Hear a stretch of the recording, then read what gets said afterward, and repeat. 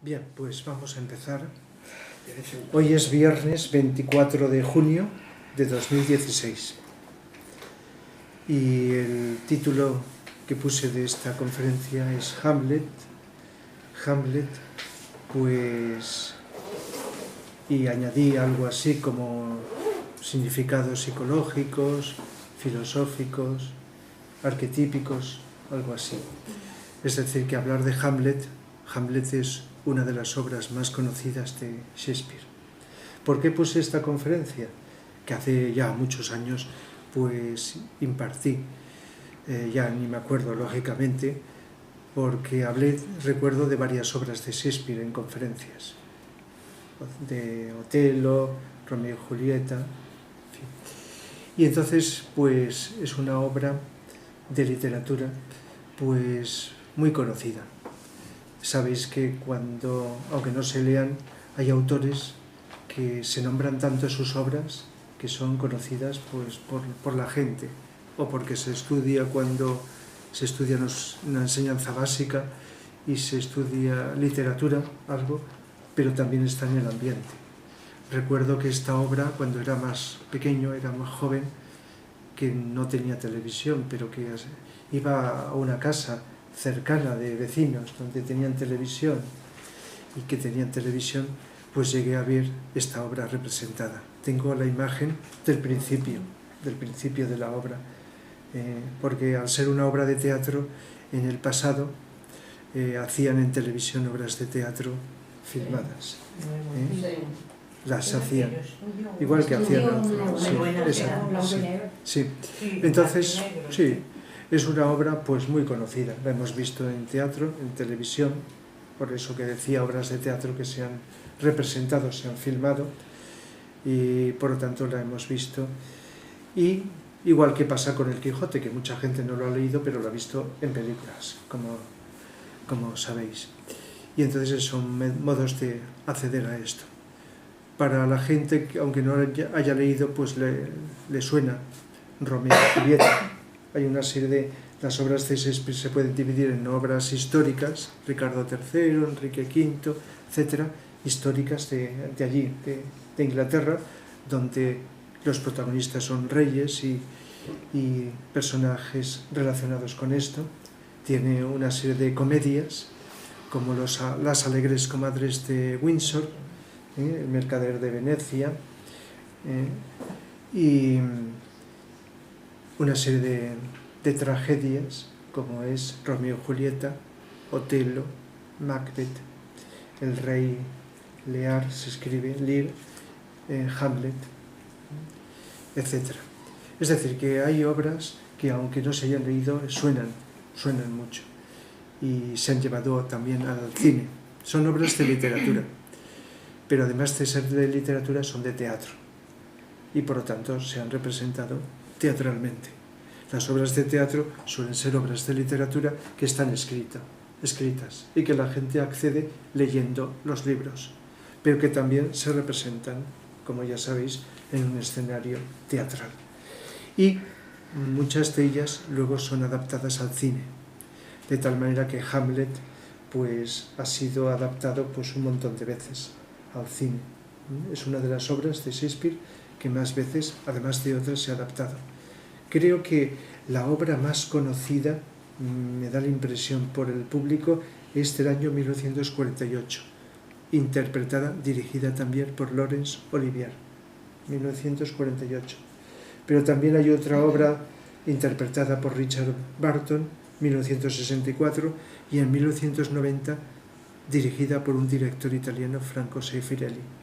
Son obras conocidas llevadas al cine. Por supuesto que Romeo y Julieta y otras también. El caso de Otelo y Macbeth han sido llevadas a la ópera. Hamlet, pues lo ignoro, no creo. Pero Verdi sí que hizo una adaptación de estas dos obras, Macbeth y Otelo, para hacer óperas, de las últimas que hizo. El caso es que, si no por el cine o por la ópera, pues mucha gente ha accedido a esto. Pero son obras que en su principio son literatura. Por lo tanto, ¿literatura qué es? Escritura. Literatura, pues es una narración de historias, de hechos, de acontecimientos que a veces se pueden basar más o menos en la realidad, pero que suelen estar inventados por la imaginación del autor y que además están escritos con un estilo estético, es decir, con un lenguaje que se nota ahí la finura, la estética, los elementos poéticos.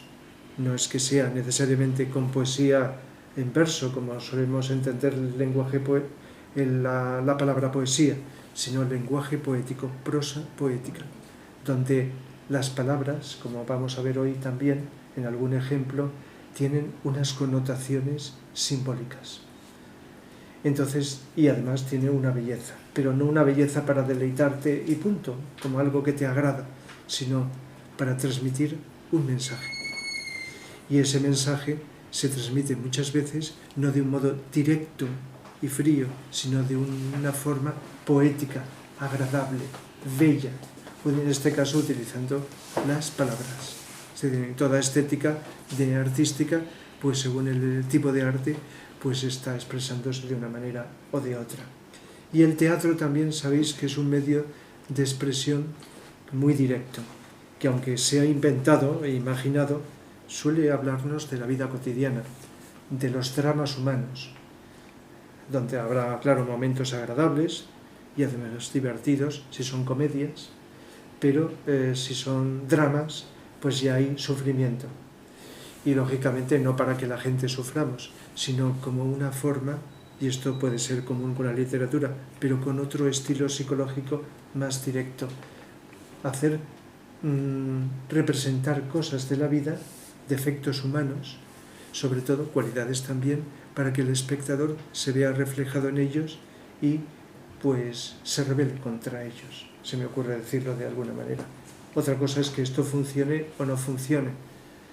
Una cosa es ir al teatro para pasar un rato entretenido con cosas que te gustan, y otra cosa es que tenga una función psicológica, como la literatura, o que debería de tener, de transformación, de cambio del ser humano. Al presentarle los defectos humanos, pues humanos y sociales, pues tratar de cambiarlos, de verlos con otro estado de conciencia. El cine, como he dicho, adapta muchas obras de literatura. Y el cine es más imagen, la literatura y el teatro es más lengua. Teatro, ya sabéis que lo que más se destaca, lo más importante, aunque la imagen lo sea y la escenografía, es el hablar. Lo que dicen los actores. En el cine a veces hay películas que son de estilo más teatral porque hablan mucho, pero lo importante es la imagen. Y lo más puro del cine es la imagen, aunque sabéis que el sonido y los diálogos es un complemento maravilloso y enriquecedor de las imágenes. Y ahí está la diferencia entre el cine mudo y el cine sonoro, ¿verdad? El caso es que son distintos medios de expresión con distintas características. Literatura, teatro y cine. Como he dicho, son obras de literatura y al mismo tiempo de teatro, aunque mucha gente la hemos visto a través del cine. Y esta obra, Hamlet, pues escrita por Shakespeare. Shakespeare vivió en el siglo XVI y principios del siglo XVII, 1564-1616. Y habréis oído decir que en 1616, que murió Shakespeare, también murió Cervantes. Por eso, en un 23 de abril, aunque no fue exactamente en la realidad el mismo día, pero con el cambio de los calendarios y todo esto se ha quedado como que es el mismo día. Por eso el 23 de abril se celebra el Día Internacional del Libro, y lo habréis oído, os ha dicho mucho, porque coincidió estos dos grandes autores contemporáneos, que por cierto hasta recuerdo que se han hecho películas y se habrán escrito cosas de relación, no fue real, pero que relacionan unas cosas con las otras.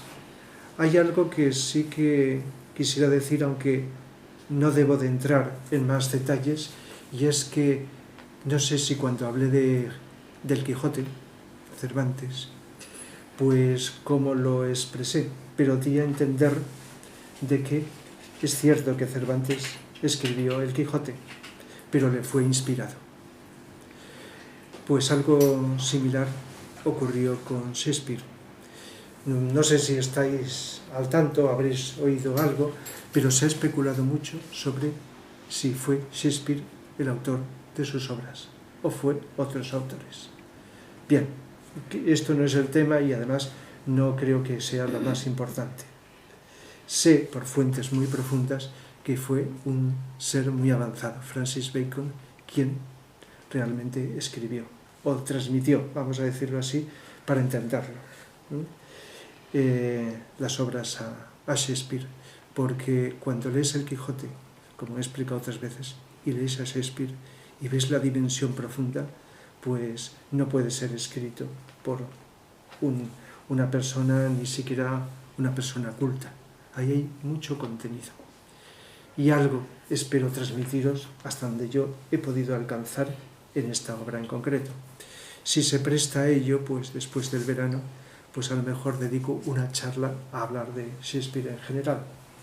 Pero esta de hoy, pues la voy a dedicar a hablar de esta obra en particular, de Hamlet. Por lo tanto, está encuadrado, y cuando se estudia literatura, dentro del estilo renacentista, ¿verdad? Cuando se estudia literatura, y los entendidos, pues ¿qué estudian? El lenguaje gramatical, lenguaje poético, y estudian pues los estilos. Los autores, no solo de literatura, sino de otras obras, los autores con sus obras, el estilo al que pertenecen, la influencia de otros y algunas cosas. Y de Shakespeare se dicen cosas muy, muy elementales, que aparte de ese valor poético profundo, pues tiene un contenido psicológico y filosófico. Psicológico lo vais a ver, por lo que os voy a explicar en relación con la psicología. Filosófico también, aunque a mí me resulta muy difícil establecer la frontera entre psicología y filosofía, ¿verdad? Como he explicado muchas veces. Como un autor que trata de aspectos muy realistas de la vida y aspectos fantásticos. En sus obras hay fantasía. Pero, como he dicho otras veces, la fantasía no es para desconectar la mente y entretenerte y salir de lo cotidiano. La fantasía, a veces sí, así cumple esta función. En este caso, lo que me interesa es la fantasía como símbolo. Y vais a ver que algunos elementos simbólicos de Shakespeare tienen, algunos elementos fantásticos de Shakespeare tienen un valor simbólico. Y de otros autores, por supuesto. Esto ocurre en el cine, ocurre en la literatura y ocurre en distintos medios de expresión. Y por lo tanto, pues, y también pues oscila, como os he explicado por sus obras, entre la comedia y la tragedia.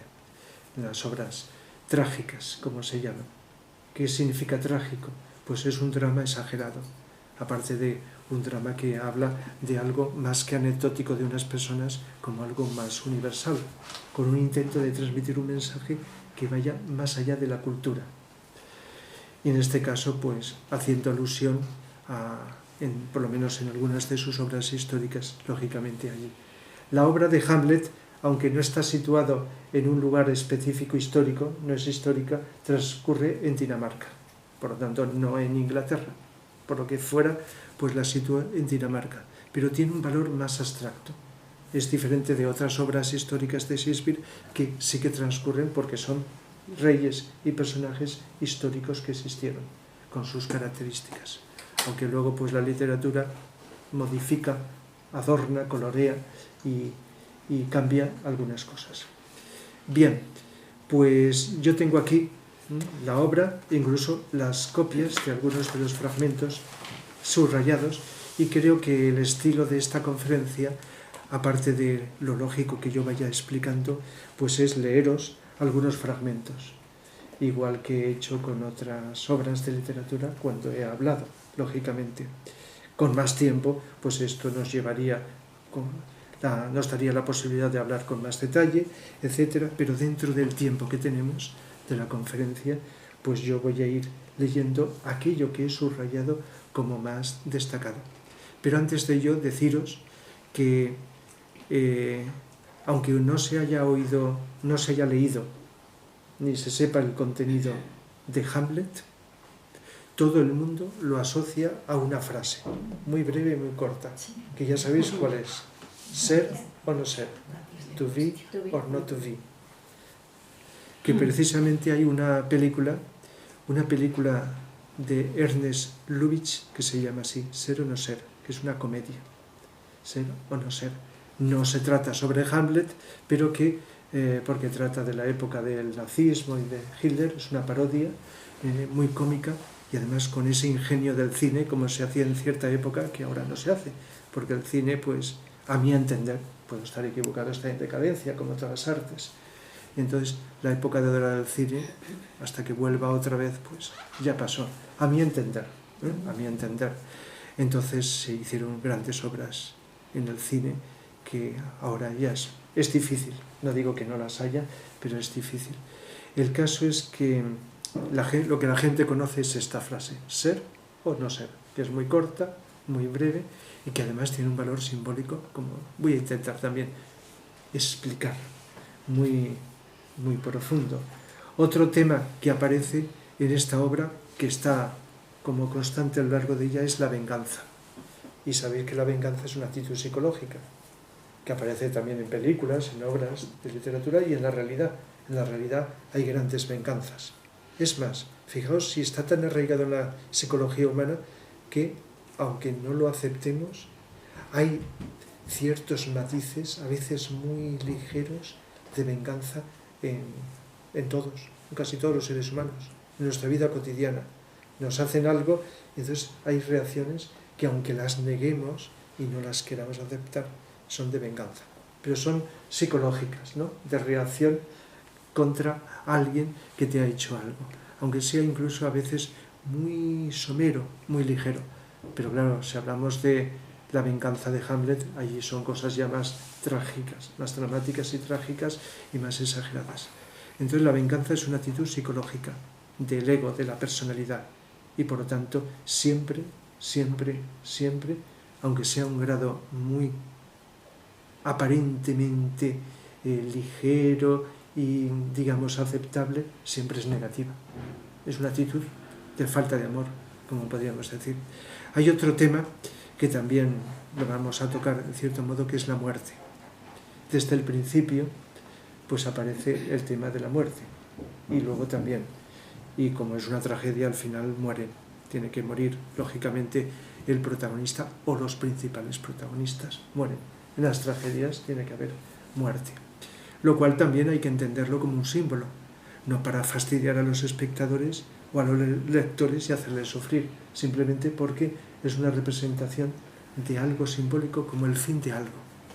Luego hay también una crítica de tipo político, porque está haciendo alusión a, en este caso, en aquella época, pues no es la política como ahora, había reyes. Bueno, ahora también hay reyes, pero no eran como los que son ahora, ¿verdad? Y entonces, pues, lógicamente, a lo largo de la historia de la humanidad, en la política, en los reinados, ha habido corrupción, y ha habido, pues, manipulación de los seres humanos, y ha habido cosas muy exageradas, más de las que pueden haber ahora. Ahora puede haber corrupción, ahora puede haber robar, ahora puede haber distintas cosas, pero en aquella época, pues, si habéis leído algo de la historia o habéis visto alguna película histórica, la muerte era una cosa que estaba a la orden del día, ¿verdad? Hoy día, pues, pueden haber hay otras cosas más de tipo de dinero, pero no tanto lo de la muerte. Entonces eso sería otro aspecto de esta obra. ¿Qué más podríamos decir? Pues otro aspecto que sale en esta obra es el alma. Se habla de alguna forma del alma. Y el alma, pues, se puede entender de formas diferentes, como sabéis. La misma palabra, como pasa con otras, puede tener distintos significados. Pero hay una protagonista que es Ofelia, es la amada de Hamlet, ¿verdad?, que es importante en esta obra y que podría, en cierto modo, representar parcialmente, pues, el alma. Igual que en Don Juan Tenorio, Doña Inés también representa el alma. En Don Quijote ya dije que Dulcinea representa el alma, pero allí se ve más claramente porque Dulcinea no es de carne y hueso, es una mujer idealizada, con unos dones no humanos. Entonces allí se ve claramente. Pero en otras obras de literatura, pues está representada como un ser vivo. Y desde tiempos inmemoriales. Ya en la Odisea, Penélope también es un ejemplo de representación del alma en relación con su complemento, que sería la personalidad, que va, digamos, buscando de alguna forma. Y por lo tanto, psicológicamente hablando, Hamlet está representando los distintos conflictos entre el alma y la personalidad, y las dificultades de la personalidad, en este caso Hamlet, para contactar con el alma. Entonces, no sé si decirlo al final, pero lo podría decir ya, porque ahora voy a ir leyendo fragmentos y vamos a ir comentando estos distintos aspectos, pero para situarnos desde el principio, es una obra muy rica, como ya digo, psicológica y filosóficamente. Pero hay un aspecto que el título es lo de menos, si es filosófico, es psicológico, yo diría que es arquetípico. Y los arquetipos es una cuestión psicológica y filosófica, pero no nos vamos a marear dónde clasificamos y con qué nombre los distintos aspectos. Y creo que hay obras de literatura y obras de arte que, por el hecho de reflejar arquetipos universales, pues son aceptadas bastante universalmente. No solo en el lugar donde han nacido. Si recordáis, porque seguramente escucharíais mis explicaciones del Quijote, pues hablé de esto.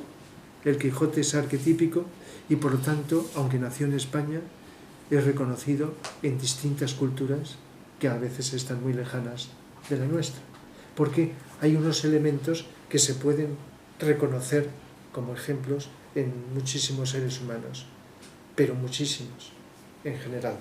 Y por lo tanto, si sabemos hacer abstracción de esos elementos en abstracto, se convierten en arquetipos, incluyendo aspectos positivos y negativos. Por ejemplo, ¿verdad que cuando habéis oído hablar de Otelo, habéis oído decir una palabra que se relaciona con Otelo, que es? Los celos. Si habéis oído hablar de Macbeth, la maldad. De Romeo y Julieta, el amor. De Hamlet, la duda, representada en ser o no ser, la duda, pero es una duda continua a lo largo de la obra. Entonces a veces hay una palabra que puede ser como un modelo arquetípico, porque duda, cualquier ser humano con personalidad, dudamos. Otra cosa es que dudemos en cosas cotidianas, pasajeras, y otra cosa es en cosas de envergadura de la vida, como es el protagonista. Por lo tanto, la duda puede ser un arquetipo, pero yo voy a ir con los arquetipos más lejos. Si sabéis algo de Hamlet, y ahora lo vamos a ver, Hamlet pues es el hijo de un rey. Un rey transcurre en Dinamarca, pero eso es lo de menos, el lugar. Un rey que es asesinado por su hermano. El rey, el padre de Hamlet, el verdadero padre, es asesinado por su hermano, Claudio. Y este hermano, lógicamente Hamlet es hijo del rey y de la reina. La reina es Gertrudis. ¿Qué ocurre? Que el hermano, como vamos ahora a ver con más detalle, lo asesina y le suplanta, por ser el hermano, en el trono y se casa con la esposa de su hermano. Es decir, que le quita por asesinato el trono, le quita la vida, por supuesto, el trono y a la esposa. Entonces Hamlet no se encuentra a gusto. Y al poco tiempo de empezar la obra, el espectro, ahí es una parte esotérica, hay más elementos esotéricos que no he nombrado en esta obra y en otras de Shakespeare. El espectro de su padre se le aparece, primero a unos soldados y luego a él, y le dice lo que ocurrió realmente. Entonces aquí hay un elemento esotérico que mucha gente lo interpreta como un elemento literario, pero es otra cuestión a comentar, hasta qué punto eso puede ocurrir. Y entonces Hamlet siente, y como le dice su padre, lo siente y recibe el encargo de vengarse de este intruso. Y a lo largo, y eso ocurre durante toda esa duda que tiene de cómo hacerlo, en qué momento, si hacerlo o no hacerlo, y todo eso es lo que ocurre durante la obra. Por lo tanto, fijaos, el verdadero padre la madre, el falso padre, va a ser su padrastro, y el hijo, Hamlet, con la duda. ¿Habéis oído hablar de que hay arquetipos universales, como el padre, la madre y el hijo, que son representaciones del espíritu, la materia y la conciencia? El espíritu, en general, se ha simbolizado muchas veces con el término padre. La materia, no solo la materia física, sino en general, como se ha representado como la madre. Y cuando se une el espíritu y la materia y surge la conciencia, a esa conciencia se le ha representado como el hijo. Esto lo habéis oído decir y habéis oído hablar de que en todas las religiones hay trinidades: Padre, Espíritu Santo, Hijo. En la religión cristiana, en lugar de decir madre, han puesto al Espíritu Santo y al Hijo. Y en otras religiones orientales pues está más claro esto. De tal manera que un arquetipo sería el Padre, el Espíritu, y aunque no era un Padre lógicamente perfecto, con sus defectos, y además le aparece en la obra, pero era muy superior en virtudes a su hermano. Podríamos decir, a ver si sé expresar este elemento simbólico, que ese espíritu es suplantado por otro padre, espíritu, que sería el falso, el espíritu contaminado. Y la materia es tentada, la madre de Hamlet, la esposa del espíritu asesinado, del padre, es, digamos, tentada a hacerle el juego al falso, es decir, con su falso marido. Y el hijo, que es representante simbólico de la conciencia, duda, porque durante mucho tiempo en la evolución, como conciencias, dudamos entre, y durante mucho tiempo en nuestra evolución humana, entre ir hacia arriba o ir hacia abajo. La personalidad nos estira hacia abajo y el espíritu o el alma nos estira hacia arriba. Si simbolizamos el ser con mayúscula como el espíritu y el no ser como la materia, pues la duda entre ser y no ser es una representación simbólica de una duda existencial universal que durante mucho tiempo, no una vida o una temporada, en la evolución de los seres humanos, pues sufrimos y padecemos. De tal manera que quizá se intuya algo o inconscientemente se perciba que en esta obra, como en otras, hay algo que nos está hablando universalmente, más allá de las anécdotas, donde podemos ver reflejados aspectos psicológicos más concretos y más anecdóticos, en este sentido. Entonces, por ejemplo, vamos a ver de las cosas que tengo yo aquí subrayadas del principio.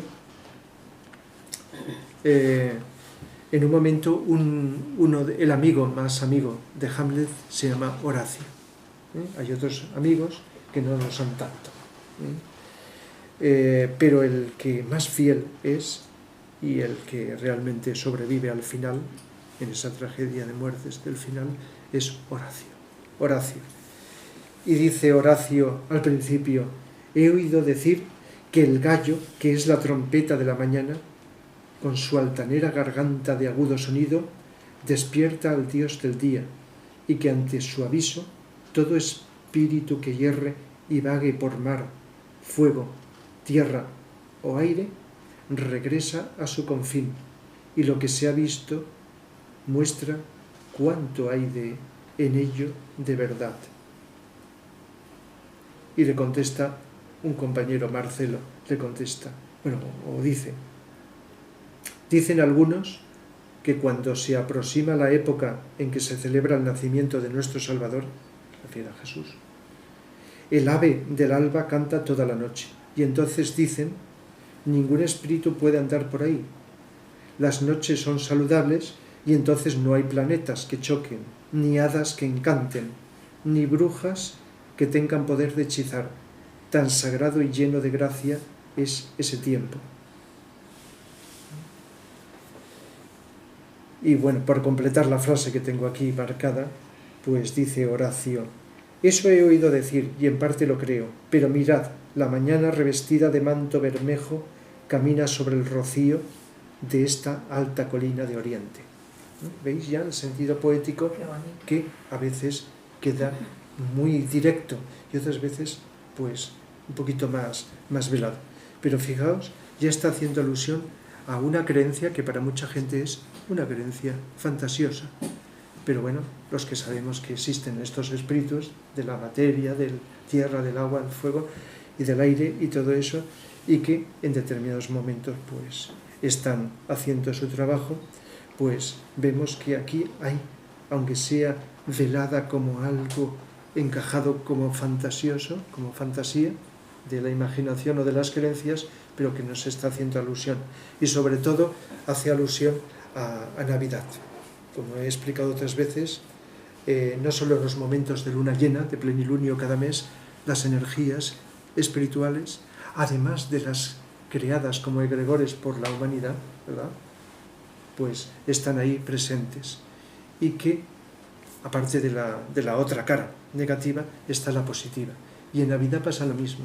Como he hablado otras veces y tengo conferencias, como sabéis, de ello, están los egregores creados por los seres humanos y están las energías realmente espirituales que, al igual que en los momentos de luna llena, descienden.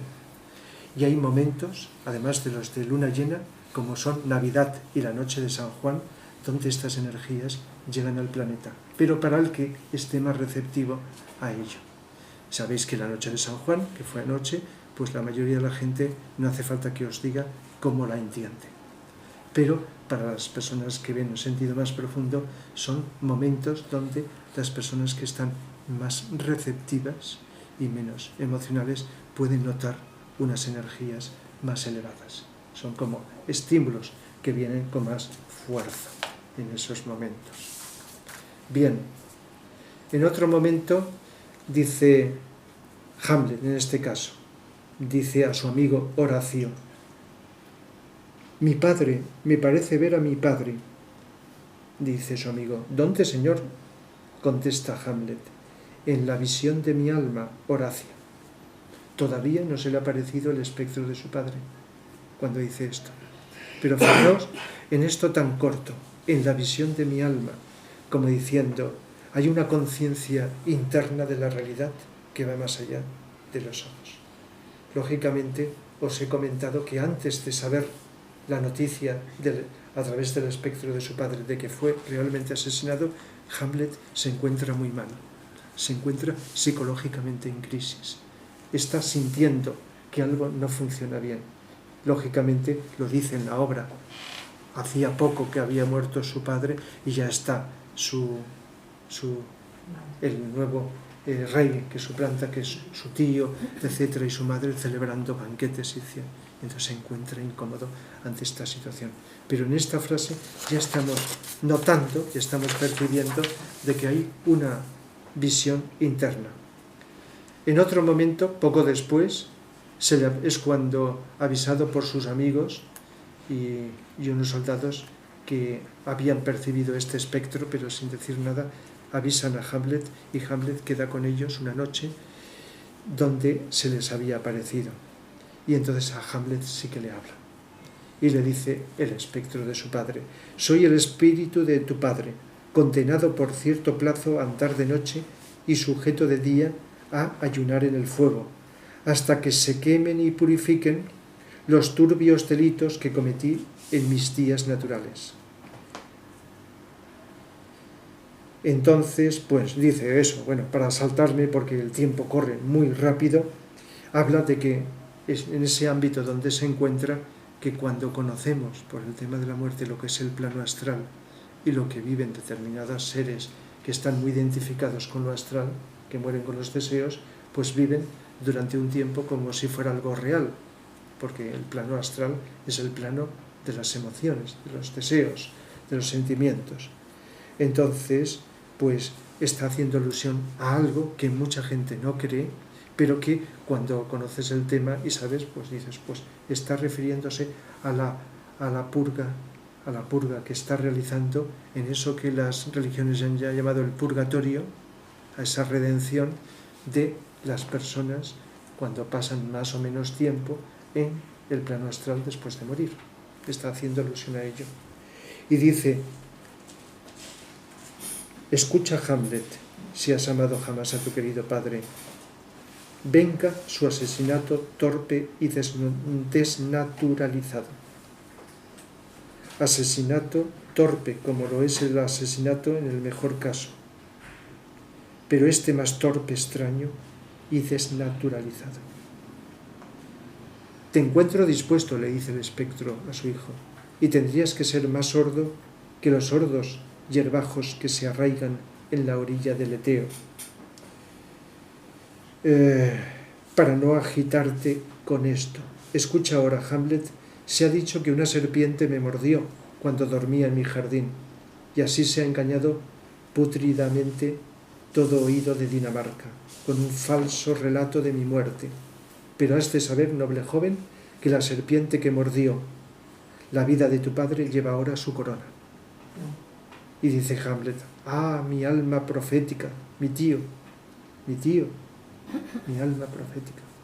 Había intuido, sí, esa bestia adúltera e incestuosa, con la brujería de su ingenio y sus dones traidores, ganaron para su vergonzosa lujuria la voluntad de mi reina, tan virtuosa aparentemente, a Hamlet, que caída hubo allí.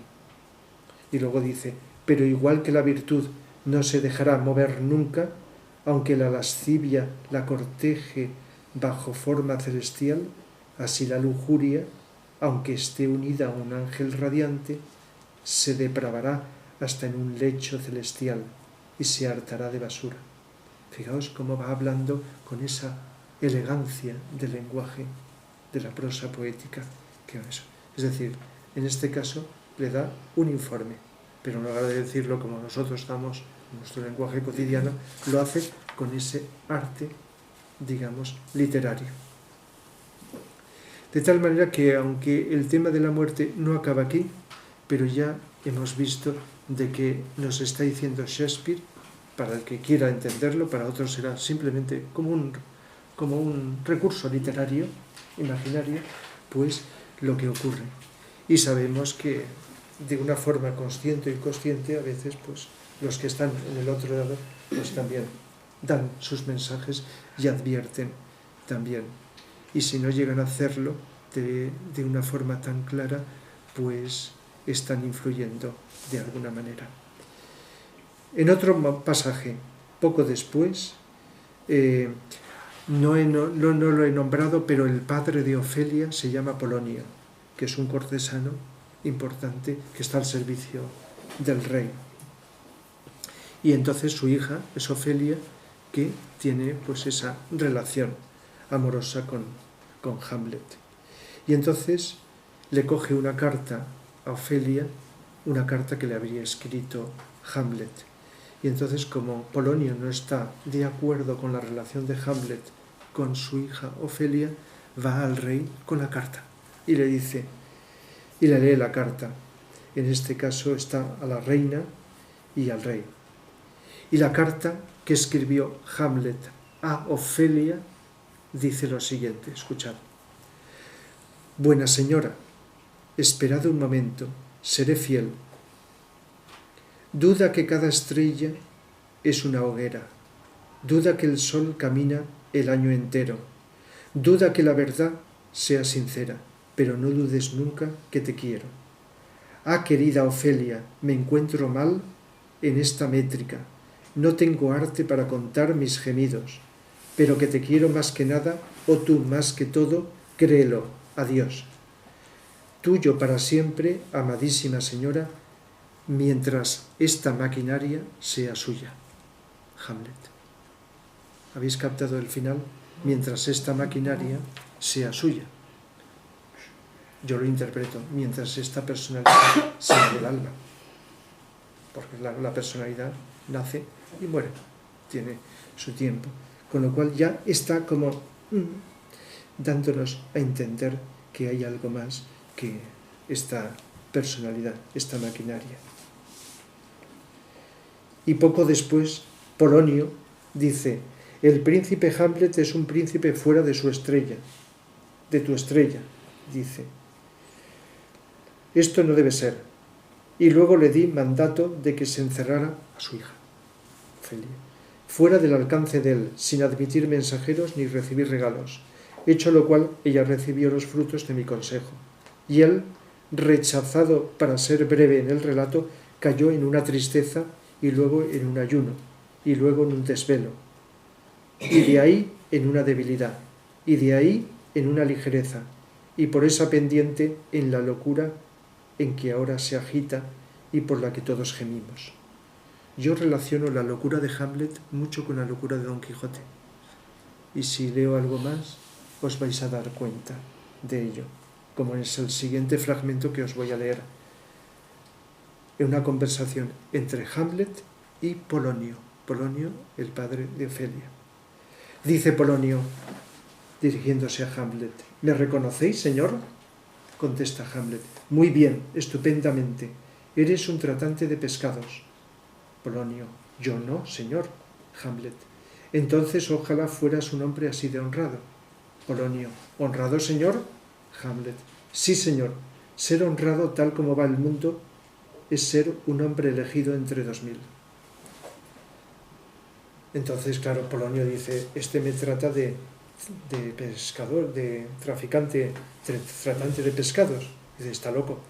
Para Polonio, lógicamente, y lo defiende ante el rey, que Hamlet está loco. Pero Hamlet, pues, está dando a entender de que sabe lo que dice, aquí y en otros momentos. Es decir, que es como una locura aparente, pero también una visión de lo que está detrás de las apariencias. Entonces está de un modo indirecto dando a entender que es un hipócrita y que es un hombre que está ahí alabando y tratando al rey, tratando de velar por sus intereses. En otro momento Polonio dice, aunque esto sea locura, hay método en ella. Señor, ¿queréis retiraros a donde no os dé el aire? Contesta Hamlet, ¿a mi tumba?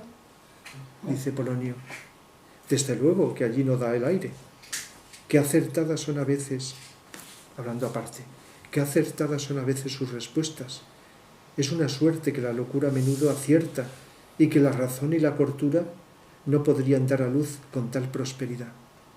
No sé si esto recuerda a Don Quijote, la locura de Don Quijote con esa sabiduría que despliega a través de su aparente locura. Por lo tanto, está indicando no una locura, un trastorno, sino la locura como una táctica, de alguna forma. Poco después, dice Hamlet, hablando con Rosencrantz, Dinamarca es una prisión.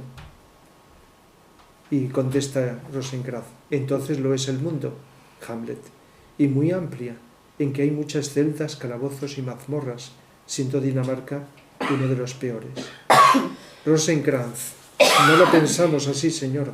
Hamlet, pues entonces no lo es para vosotros, pues no hay nada bueno ni malo, sino que el pensarlo lo hace así. Para mí es una prisión. Pero fijaos en el último párrafo. No hay nada bueno ni malo, sino que el pensarlo lo hace así. Lo hace bueno o malo. Fijaos, psicología. La psicología que nos dice que aquello que hay en nuestra mente configura la realidad de las cosas.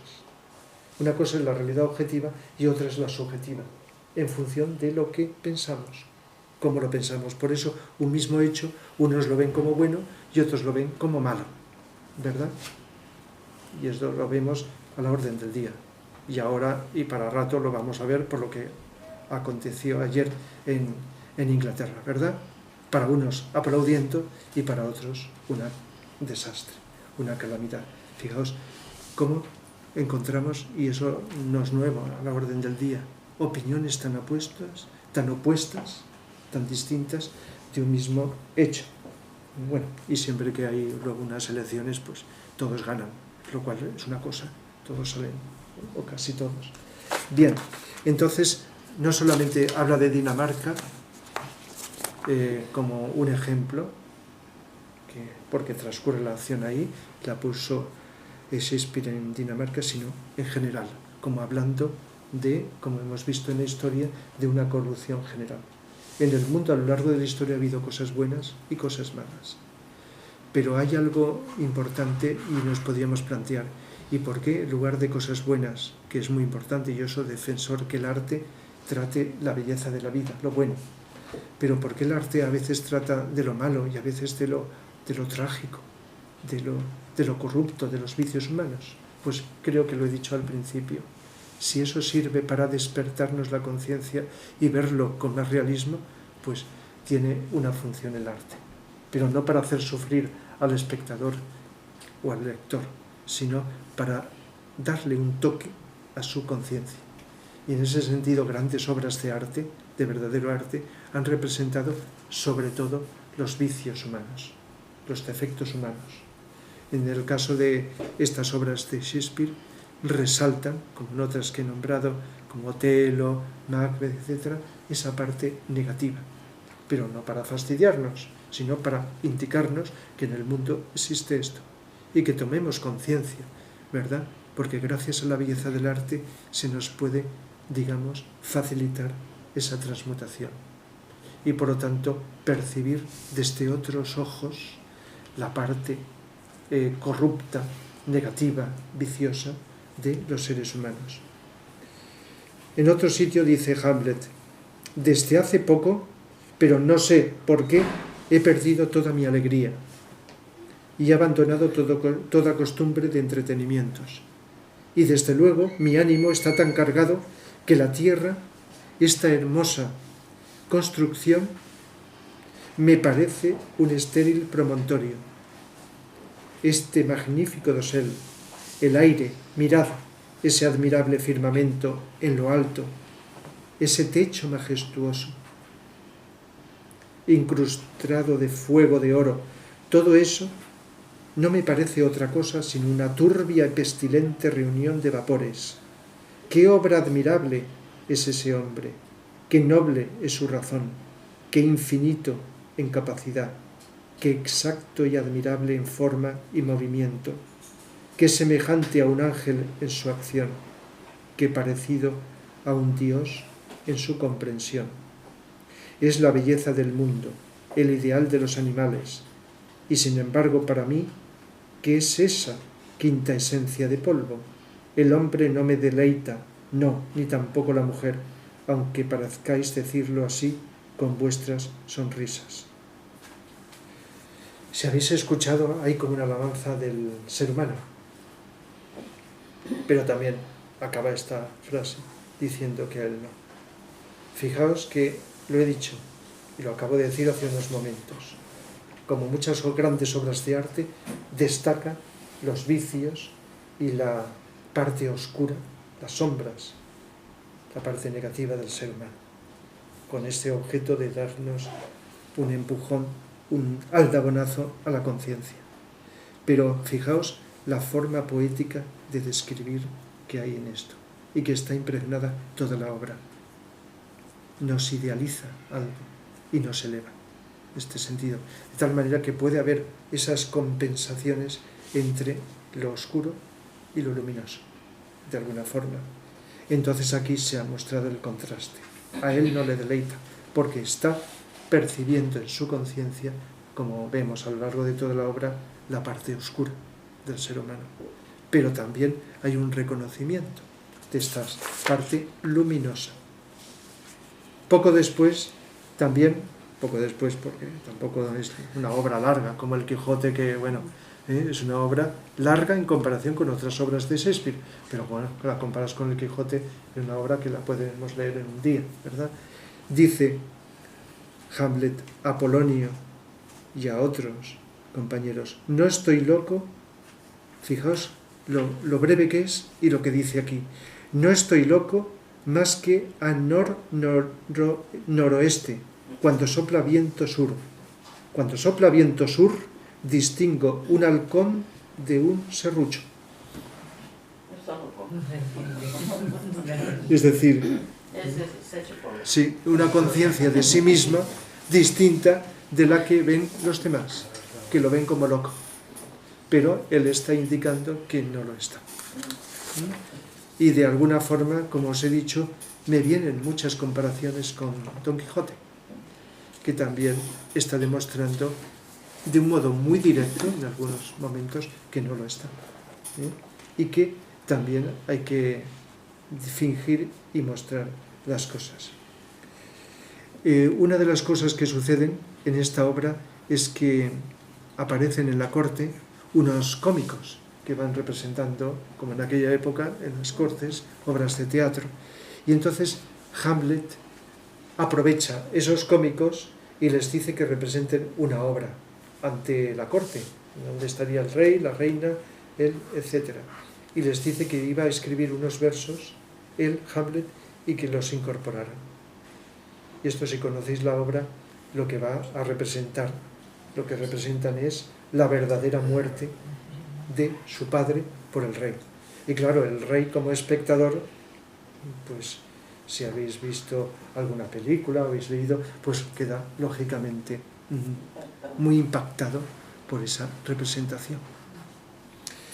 Entonces, os he dicho al principio de las características de esta obra, que es literaria, teatro, etc. Y el teatro, pues es una forma de representar la realidad de un modo muy directo, muy directo. Y entonces, del mismo modo que hay dentro del Quijote, si recordáis, lo diría, ¿no? Historias dentro de la historia del Quijote, pues aquí hay teatro dentro del teatro. Hamlet es una obra de teatro, pero en un momento determinado hay una representación teatral, como la que hacen estos cómicos, dentro de la obra. Y entonces se nos dice el valor psicológico, el valor filosófico, psicológico, el poder que tiene el teatro. Por ejemplo, en esto que os voy a leer, que dice Hamlet: ¿no es monstruoso que este actor, solo en una ficción, en una pasión soñada, pueda sujetar de tal modo su alma a su propio concepto, que por obra de ella palidezca todo su rostro con lágrimas en los ojos y agitación en su aspecto, con voz rota y toda su actitud ajustada en sus formas a su concepto? Y todo ello por nada, por Hécuba. ¿Qué le importa Hécuba, ni él a Hécuba, para llorar por ella? Personaje mitológico. ¿Qué haría si tuviera el motivo y llamada a la pasión que tengo yo? Inundaría de lágrimas la escena, les partiría a todos los oídos con horrendos discursos, enloquecería a los culpables, desconcertaría a los inocentes, confundiría a los ignorantes y abrumaría hasta a sus potencias de ver y oír. Pero yo, bribón, sordo y de ánimo enfangado, vago como un alucinado, sin hacer caso a mi propia causa. Y no puedo decir nada, no, ni por un rey por cuya posesión y preciosísima vida se hizo un maldito desaguisado. ¿Soy un cobarde?, dice en este fragmento. Por lo tanto, fijaos, y poco después acaba este capítulo, este acto, tiene 5 actos, ¿verdad? Estamos en el segundo. Dice: pues qué burro soy yo. Eso es, sí que es valentía que yo, el hijo del querido padre asesinado, incitado a mi venganza por el cielo y el infierno, tenga que desahogar mi corazón en palabras, como una puta, y ponerme a maldecir como una mujerzuela, una fregona. ¡Qué vergüenza! Vamos allá, cerebro. He oído decir que ciertas personas culpables, viendo teatro, con el mismo artificio de la escena, se han sentido impresionadas hasta el alma, de tal modo que al momento han proclamado sus malas acciones. Pues el asesinato, aunque no tenga lengua, sabe hablar con un órgano milagroso. Haré que estos actores representen ante mi tío algo parecido al asesinato de mi padre. Observaré su cara, le sondearé hasta lo vivo. Basta que se entremezcla para que yo sepa qué he de hacer. El espíritu que he visto puede ser el diablo, y el diablo tiene poder para tomar una figura agradable. Sí, y quizá por mi debilidad y mi melancolía, como es tan potente con tales espíritus, me engaña para condenarme. conseguir fundamentos más relevantes para eso. El drama es la realidad en que atraparé la conciencia del rey. Lo que os he dicho. Ella está tramando que va a utilizar el teatro como un medio para representar ante el rey, porque el teatro a veces ha ocurrido así. El verdadero teatro, por lo menos el teatro clásico, no es el de hoy día. Yo a veces veo obras de teatro, o por lo menos fragmentos de obras de teatro, que digo, esto es teatro, como hay muchas cosas. Todas las artes están degeneradas hasta, no sé si han llegado al tope, pero muchas veces el teatro es gritar y como si estuvieran los actores vomitando, estuvieran siendo torturados, etc.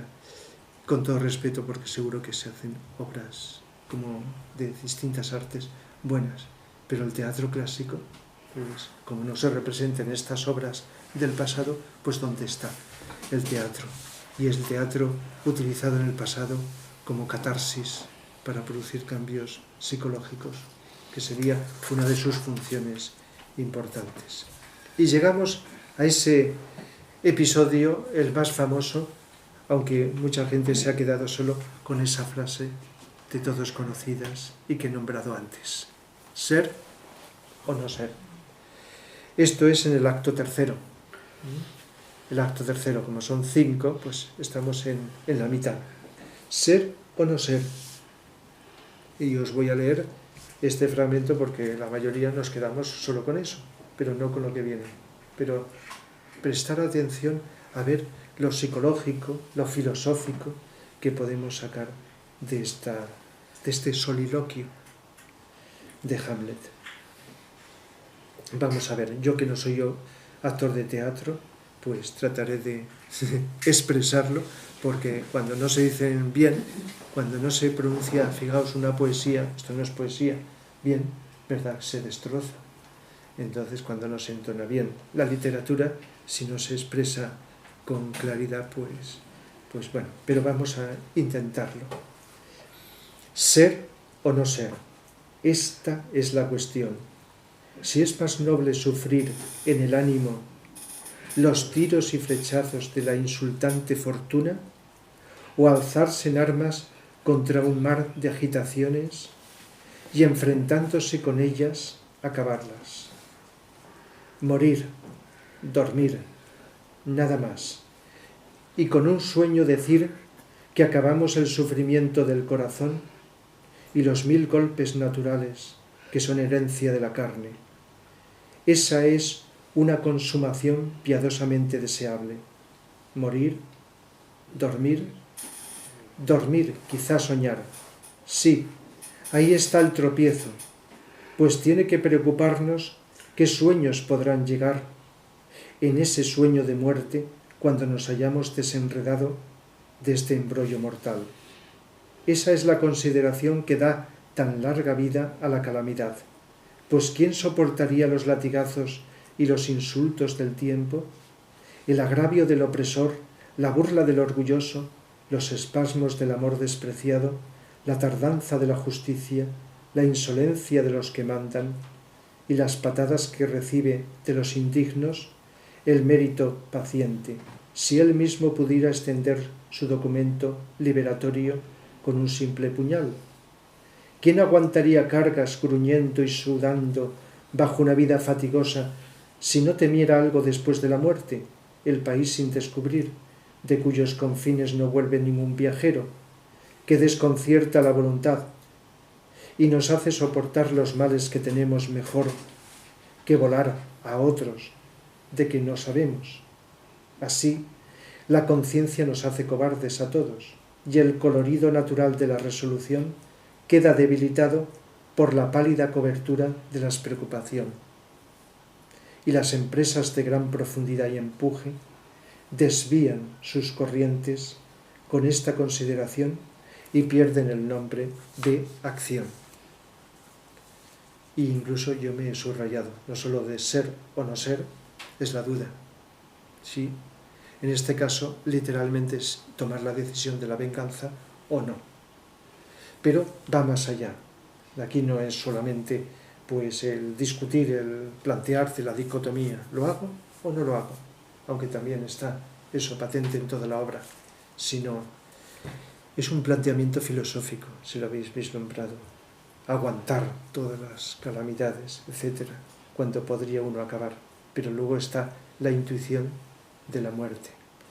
Algo que no tienen muchos suicidas, ¿verdad? Porque, claro, al acabar con la vida de uno, el suicida, que también tienen muchos de ellos sus dudas, y lógicamente la mente, pues está dudando, pero vence más la parte oscura cuando una persona llega al suicidio, para acabar con lo que vive como sufrimiento y como desgracia.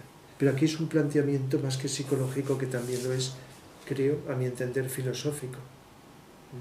La duda de lo que hay tras la muerte, y relaciona la muerte con el dormir, con el soñar. De hecho, cuando hablo de la muerte, verdad que la comparo, no solo yo, por supuesto, al dormir. Vamos al mismo sitio cuando nos dormimos que cuando morimos, generalmente. Hay una relación entre el sueño y la muerte. Y aquí habla morir, dormir. Y el dormir también implica soñar. Y cuando estamos soñando, estamos en el plano astral la mayoría de las veces. Hay otros sueños que estamos en otros sitios, pero el plano astral. Cuando dormimos, vamos al plano astral. Los sueños es un recuerdo de eso que vivimos. El morir también implica ir, generalmente hablando, al plano astral. Entonces, pero aquí es una reflexión que hace con la duda. Pero fijaos la primera frase, ser o no ser, como he dicho anteriormente. Si sustituimos ser por la tendencia hacia arriba, hacia el verdadero ser, que a veces lo llamamos ser, se puede llamar con distintos nombres, o el no ser, pues es todo lo demás, por ejemplo el ego, la personalidad, pues la duda entre cumplir con el deber o no. Es la duda que decíamos el otro día cuando hablábamos del Bhagavad Gita de Arjuna, cumplir con su deber o no. Y es una duda eterna, quiero decir, universal, de muchísimo tiempo. Cuando digo eterna, me refiero, todo tiene su fin, la eternidad no existe en sí misma, todo tiene su tiempo.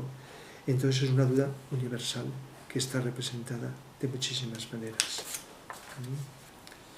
En otro momento dice Hamlet a Ofelia: ¿sois honesta? Ofelia: Señor Hamlet. ¿Sois bella? Ofelia: ¿qué quiere decir vuestra alteza?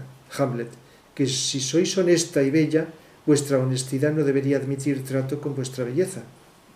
Ofelia: Señor, ¿podría la belleza tener mejor trato que con la honestidad? Hamlet: sí, de veras, porque la fuerza de la belleza transformará a la honradez de lo que es en una alcahueta, antes que la fuerza de la honestidad pueda convertir a la belleza en su semejanza. Antaño esto fue una paradoja, pero ahora el tiempo lo prueba. Yo os amé en otro tiempo. Ofelia: en efecto, señor, así me lo hicisteis creer. Hamlet: no deberíais haberme creído, pues la virtud no puede injertarse en nuestro antiguo tronco sin que conservemos el sabor de éste. No os amé. Ofelia: tanto más engañada fui. Hamlet: métete en un convento, porque ¿por qué querrías engendrar pecadores?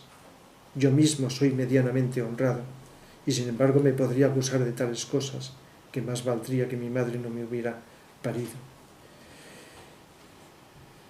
Métete en un convento. La relación entre la pureza y la maldad están también ahí expresados en esto. Fijaos, por un lado es su amada, pero por otro lado en esta crisis está oscilando entre el acercamiento y el rechazo, en este sentido. Pero lo que os he dicho al principio, si sustituimos a Ofelia por el alma, pero ojo, cuando decimos personajes de la literatura, etcétera, representados en una mujer, a veces lo vemos con frecuencia imperfecta. ¿Y el alma es imperfecta? ¿O es aquello que inspira, visto desde otro ángulo, a la personalidad, con esas cualidades que están desarrollándose y que no han llegado a ser completas? Entonces nos puede encajar. que una mujer que es imperfecta y que tiene sus dudas, etc., al ser motivo de inspiración de su complemento, de un hombre, pueda tomarse como símbolo, como se ha hecho, del alma. El alma como aquello que inspira, como aquella vibración amorosa que está inspirando a la personalidad, al ego, este sentido. Entonces por ahí podemos encontrar que Ofelia, que más adelante llega al suicidio, ¿verdad?, y muere, pues puede ser el alma. Podríamos simbolizar la muerte como el fin temporal de esta situación. Hemos hablado antes del teatro. Bien, como el tiempo va muy deprisa y estoy mirando el reloj, pues voy a leer alguna cosita más y pasamos a ver las preguntas que tengáis. En otro momento, pues Hamlet, sí, dice del teatro, acomoda la acción a la palabra a la acción, con este cuidado especial que no rebases la moderación de la naturaleza, pues cualquier cosa que así se exagere se aparta del propósito del teatro, cuyo fin, al principio y ahora, era y es, por decirlo así, sostener el espejo a la naturaleza, mostrando a la virtud su propia figura, al vicio su propia imagen, y a la época y conjunto del tiempo su forma y huella. Esto también nos confirma de un modo muy claro lo que decíamos antes del teatro, el valor del teatro para mostrar la realidad. Dice en otro sitio, desde que mi alma querida fue señora de mis preferencias y supo distinguir entre hombres, su elección te selló por suya, pues tú has sido como quien, sufriéndolo todo, no sufres nada. Está hablando de su amigo Horacio. Un hombre que ha recibido las bofetadas y las recompensas de la fortuna con igual agradecimiento. Se ve que Horacio es uno de los que se salvan, ¿verdad? Es el que se salva no solo de morir, sino, digamos, por su honestidad, fidelidad, etc. Y bienaventurados aquellos cuya sangre y juicio están tan bien mezclados que no son una flauta en que el dedo de la fortuna puede tocar el agujero que le place. Dadme al hombre que no sea esclavo de la pasión, y yo le llevaré en las entretelas del corazón, si en el corazón de mi corazón, como hago contigo. También está expresado. Y en otro sitio dice Hamlet, ahora yo podría beber sangre caliente y hacer tan crueles cosas que el día se entremecería de verlas. Calma, se dice a sí misma. Ahora, a ver a mi madre. Ah, corazón, no pierdas tu naturaleza. No dejes entrar jamás el alma de Nerón en este firme pecho. Repito, está hablando. Sea yo cruel, pero no desnaturalizado. Le diré puñales, pero no los usaré. En esto sean hipócritas mi lengua y mi alma. Como quiera que salga ella en mis palabras, nunca consienta mi alma en sellarlas. Está como un autocontrol. Pero ¿qué ocurre con el rey después de la representación de teatro donde se escandaliza y sale gritando y corriendo? Porque ha visto lo que hizo, creyendo que nadie le había visto, representado en la obra de teatro. Fijaos lo que dice el rey. ¿Abrimos? ¿Un poquito? ¿Sí? Vamos a probar. Sí, vale. Sí, probamos a abrir en lugar de leer. Sí, eso es. Ahora que parece que sí. Seguimos. Vale. Gracias, mi querido señor. Se va a Polonio. Ah, mi culpa está podrida. Hiede hasta el cielo. Tiene encima la más antigua maldición prístina, el asesinato de un hermano. Rezar no puedo, aunque la inclinación sea tan aguda como un deseo. Está en un soliloquio, como reflexionando, meditando sobre sí mismo. Mi culpa más fuerte derrota a mi recio intento, y como un hombre obligado a un doble asunto, me quedo detenido pensando por dónde empezaré, descuidando los dos. ¿Y qué? Aunque esta mano maldita estuviera más cargada de lo que está de sangre de hermano, ¿no hay bastante lluvia en los dulces cielos para lavarla tan blanca como la nieve? ¿Para qué sirve la misericordia sino para afrontar el rostro de la culpa? ¿Y qué hay en la oración sino esta doble fuerza, ser estorbados antes de caer o perdonados una vez caídos? Entonces lavaré la mirada mi culpa pasado. Pero, oh, ¿qué forma de oración puede servir a mi intento? Perdóname mi torpe asesinato. Eso no puede ser, puesto que sigo poseyendo los efectos por los que hice el crimen, mi corona, mi ambición y mi reino. ¿Puede uno ser perdonado y conservar el delito? En las corrompidas corrientes de este mundo, la dorada mano de la culpa puede echar a un lado la justicia, y a menudo se ve que el mismo premio de la maldad soborna la ley. Pero no es así allá arriba. Allí no hay trampas, allí la acción queda en su verdadera naturaleza, y nos vemos obligados a prestar declaración ante la cara y la frente de nuestras culpas. Entonces, ¿qué queda? ¿Qué no podría? ¿Qué no podrá? Auxilio, ángeles, sacudid, doblaos, tercas rodillas, y tu corazón con cuerdas de acero, sé tan blando como los tendones del niño recién nacido. Todo puede ir bien. Bueno, queda un poquito ambiguo, ¿no? Aparentemente, pero está ahí sintiendo ante ese estímulo del teatro, pues la culpa, y reflexionando. Pero hay una lucha interior entre lo que ha hecho, cierta culpa, pero no es un verdadero, lógicamente, arrepentimiento. Tiene ahí la naturaleza de lo cruel, ¿verdad? La oscuridad, la zona oscura, ahí, latente, presente. Luego, en la obra, no voy a leer porque él habla con su madre, Gertrudis, reprendiéndole por lo que ha hecho, pero la madre no lo entiende. La madre, como he dicho al principio, como el arquetipo de la materia, está ahí dominada por el falso padre. Y entonces la madre pues no llega a entenderlo. Sí. Vamos a ver, para no alargarlo más. Sí.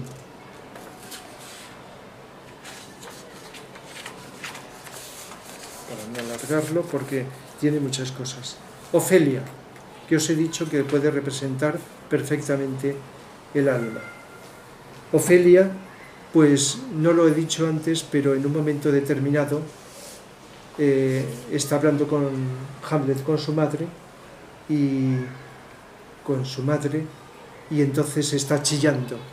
Y Polonio se había escondido detrás de una cortina para espiar.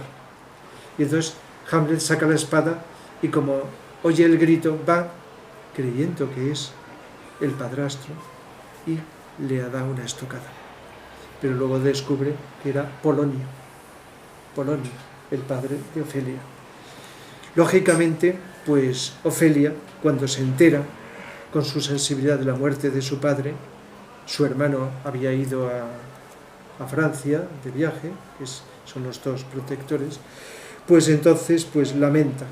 ¿Y cómo lo lamenta? Pues lo hace poéticamente, la muerte de su padre.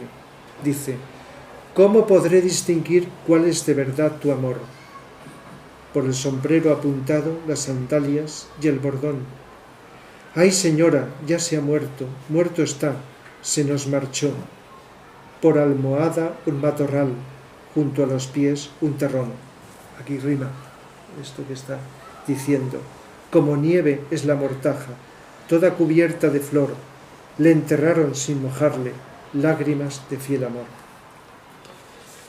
Eso es una expresión de lamento. Y poco después nos describe, ¿quién lo describe? La reina, la muerte de Ofelia. Y nos la describe así. Cuando se lo cuenta a Laertes, el hermano de Ofelia: tu hermana se ha ahogado. Laertes: ¿se ha ahogado? ¿O dónde? Y dice la reina: hay un sauce que crece a través de un arroyo. reflejando sus canosas hojas en el cristal de la corriente.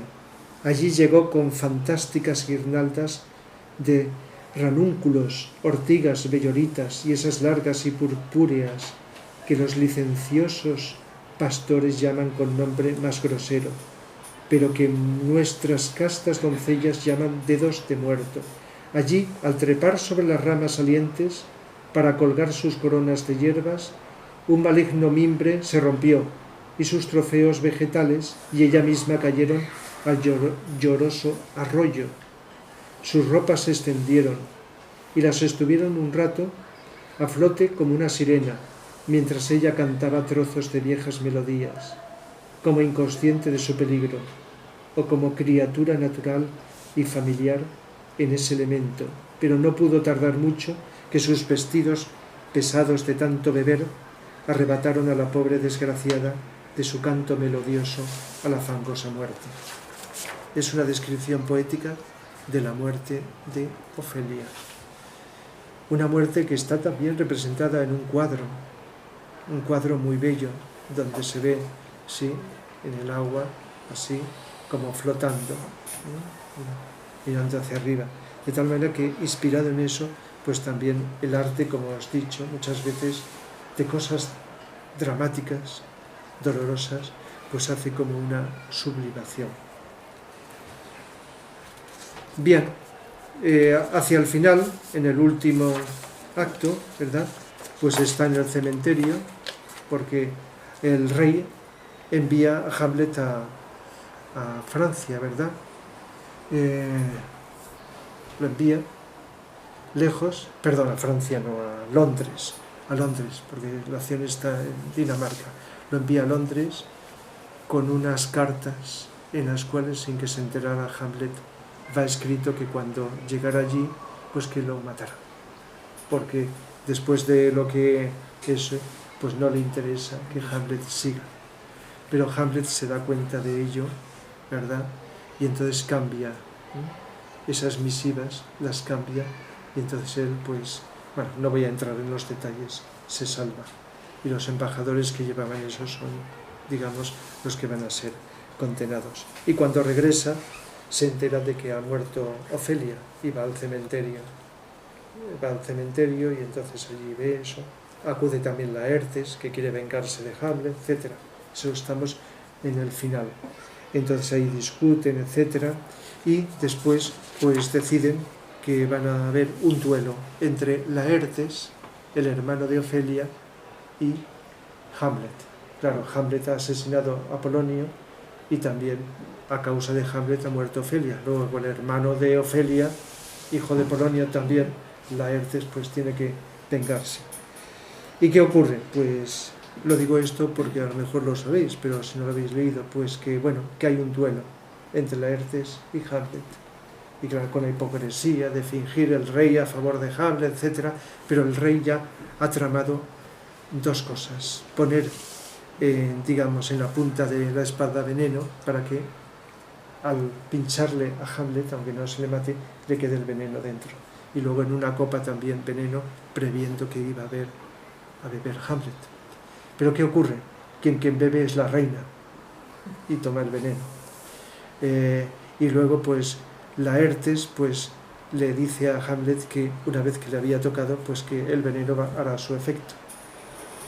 Igual que también Laertes también surte efecto, el veneno. Es decir, que esas tramas para que muera uno u otro, ¿verdad?, se vuelve contra ellos. El caso es que muere la reina, muere Laertes, muere Hamlet. ¿Y quién más muere? El rey. Pero el rey cuando Hamlet le da una estocada y incluso le obliga a beber. Eso es la descripción ahí en esa situación, donde no más que poesía está esa situación trágica de la muerte, como unas muertes que podrían ser como efecto de la venganza, pero con esa mala suerte, y donde podríamos, a mi entender, sacar una deducción, que se ha creado por la ley de causa-efecto unas situaciones trágicas, dolorosas, malvadas, ¿verdad? Y donde la venganza, que no puede tener ninguna virtud, pues ha estado ahí actuando y llevando a los personajes corrompidos y, digamos, culpables a una situación final de muerte, y donde después de morir pues se encargará Horacio, el amigo de Hamlet, de contar al mundo lo que ha sucedido. En fin, por el tiempo pues me he dejado algunas cosas que podrían haber sido interesantes pues describir, pero con lo que he dicho no sé si he conseguido transmitiros el valor poético, el valor psicológico, con las reflexiones que hacen sobre cómo funcionamos en la naturaleza humana, aunque no estemos todos ahí implicados, pero en general el valor filosófico sobre la vida, la muerte, sobre la vida, la muerte, la venganza, sobre ser o no ser, si hacerlo o no hacerlo, etc. Y esos arquetipos que también dan un mensaje universal, y según mi intuición, pues se me ocurrió pues verlo de esa manera. Ese arquetipo del espíritu padre, la materia madre, y el hijo, la conciencia, en este sentido. Y el verdadero padre sustituido por el falso padre, el verdadero espíritu sustituido por el falso espíritu, de alguna forma. Y eso muchas veces en mitología y en otras obras, pues cosas así parecidas han dado un toque que, aunque no lo sepamos, inconscientemente nos dice, están hablando no de anécdotas, sino de comportamientos del ser humano, de la sociedad, de los seres humanos en general. Así que, de momento, pues, me he alargado bastante, pero si os queda algo que decir, preguntas que hacer, posiblemente si no lo habéis leído, pues cuesta un poquito hacer preguntas sobre este tema, o sobre algo que ha suscitado la descripción de esta obra literaria.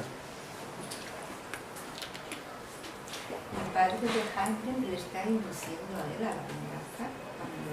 El padre de Hamlet, el verdadero padre asesinado, sí, le induce a que se vengue, le cuenta eso para que se vengue, le induce a la venganza, sí, le da como cumplir una función. Ante esto ocurre que tendríamos que situarnos en aquella época, en aquel lugar, pero estamos aquí.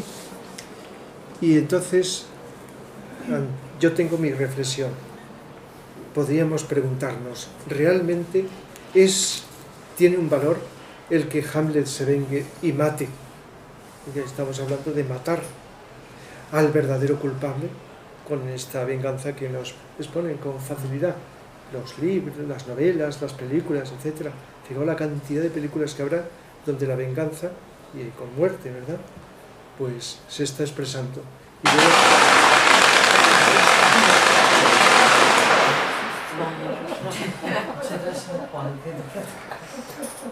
Puntos suspensivos.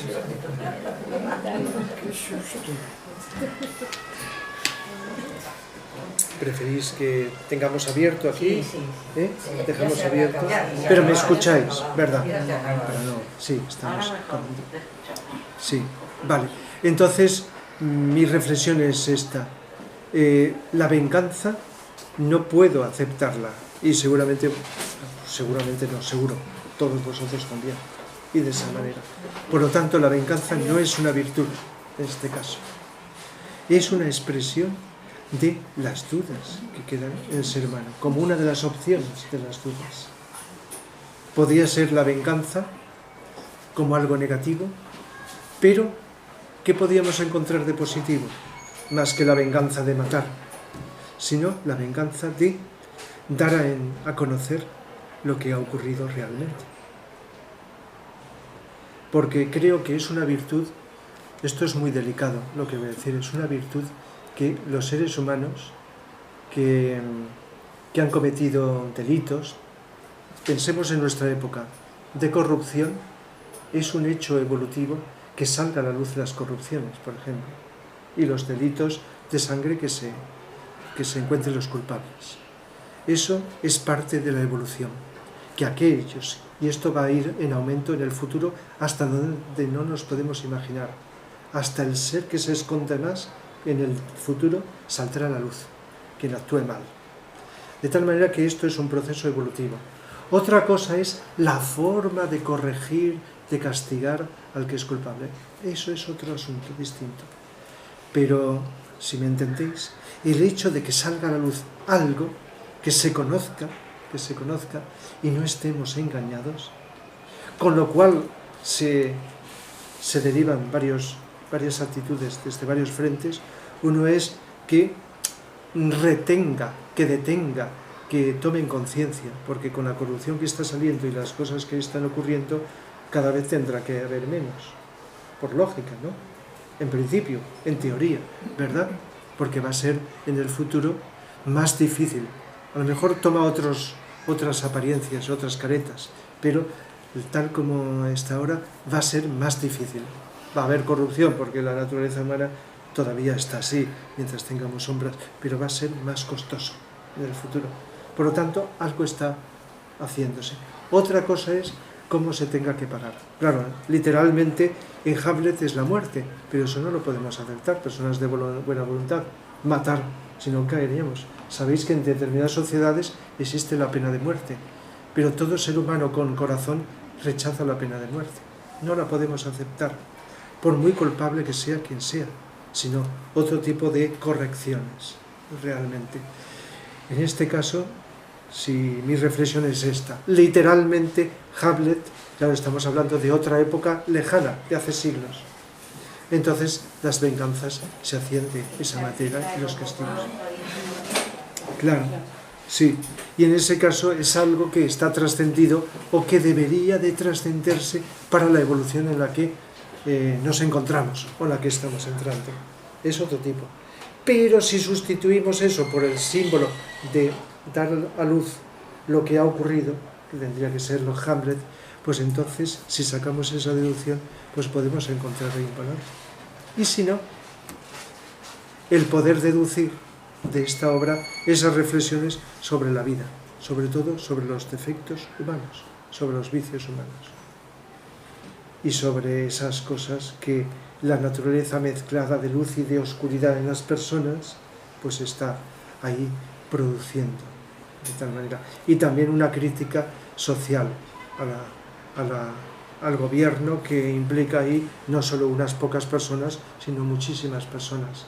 Y en las obras de Shakespeare de tipo histórica hace una gran crítica de esa maldad de determinados gobernantes, cosa que sigue existiendo.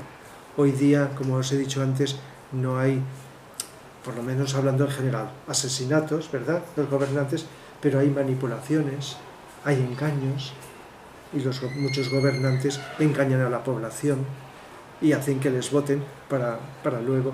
Otros pues tienen buena intención, pero luego no llegan. Pero me refiero a aquellos con intenciones aviesas y oscuras que desde fuera no vemos, y entonces engañan. Y la manipulación para conseguir intereses, todas esas cosas que vemos, más que asesinatos, que también los hay, pero son como minoría en relación con otras épocas históricas del pasado, donde, como vemos por las historias, por lo que nos relatan de la historia, pues está a la orden del día, ¿verdad?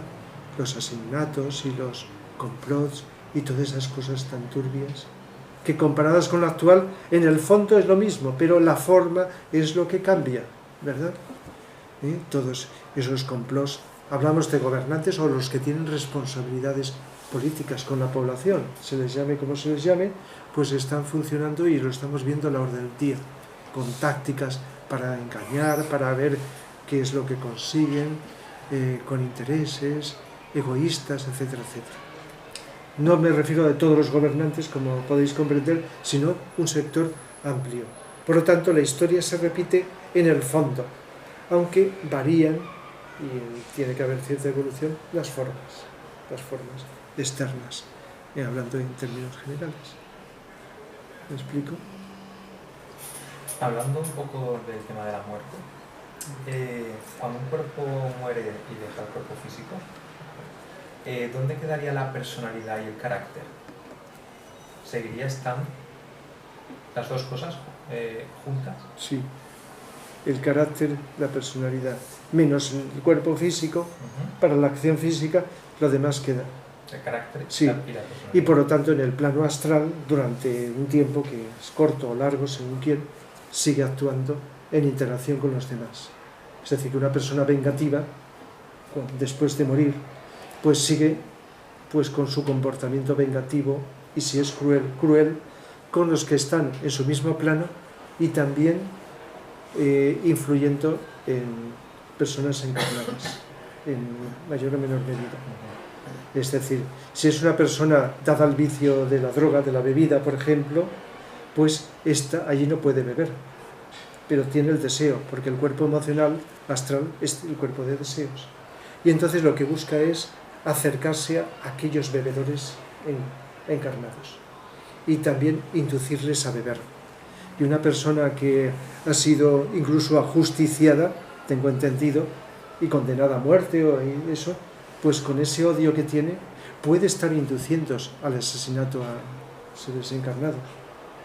De tal manera que por un lado es culpable uno porque tienes esa tendencia, y por otro lado te tientan desde otros planos a cometer un delito, a beber, a hacer esto, a hacer lo otro, a la venganza, desde el otro plano. Se puede Tiene inducir. una tendencia ya la persona Sí, a la que atrae. claro, si no tienes esa tendencia no te pueden, claro. Y lo mismo pasa aquí. Si tú no tienes tendencia a beber, ya te pueden presentar miles de bebidas a tu alrededor. Puedes estar el tiempo que sea en una bodega, por decir algo, donde hay muchas botellas de bebida, donde hay mucho alcohol, pero no bebes. O droga y no caes en esa tentación. ¿Por qué? Porque lo tienes superado. Otras personas no caen en la tentación porque no está cerca. No es el tema de hoy, pero la tentación de que la droga, si se legalizara la droga, no sé lo que opináis vosotros, sería un desastre. Si se legalizara, que es una de las corrientes. Pero yo ya sé que hay personas muy inteligentes que también tienen otra opinión. Pero pensando en cómo estamos de débiles, gran sector de la población, si se estuviera disponible con facilidad, pues no puedo ni yo ni nadie predecir lo que ocurriría, pero habría mucha más facilidad de consumo. Entonces, desde un punto de vista, desde mi visión, la que tengo y la que tenemos muchos, y lo que la intuición, no solamente la impresión, es que también es muy importante en proteger a la sociedad de ciertas tentaciones, como es pues la droga y como otras cosas, ¿verdad? Sí. Es como decía la semana pasada, no sé si interrelacionarlo cuando hablé, si estabais de la democracia, si ahora tuviéramos libertad para hacer todo lo que quisiéramos, pues imaginaos, acabaríamos con nosotros mismos, ¿verdad? Sí. Y los gobernantes tienen que dejar libertad, pero también tener una serie de autoridades. Si ahora empezáramos a hacer votaciones para todas las cosas, pues imagínate, en el nivel de conciencia y de cultura y de educación que tenemos, pues empezaríamos ahí a un desastre. Es decir, que es encontrar el equilibrio entre la libertad y la autoridad. Autoridad, no autoritarismo. ¿Dónde está? Pues yo no lo sé deciros, porque además tampoco soy quien para decirlo, pero eso es lo que tenemos que intuir y reconocer. Pero reconocer que nos dirigimos a un mundo donde cada vez hay más libertad, pero al mismo tiempo más autoridad. Porque hay quien lo entiende: a mayor libertad, menos autoridad; a mayor libertad, menos determinismo. Y como he explicado, no solo la semana pasada, en otras, es al revés. No encaja eso. Tiene que haber una armonía entre la libertad y la autoridad. Y además la conciencia, la toma de conciencia, la educación para ser consciente de cómo utilizar esa libertad.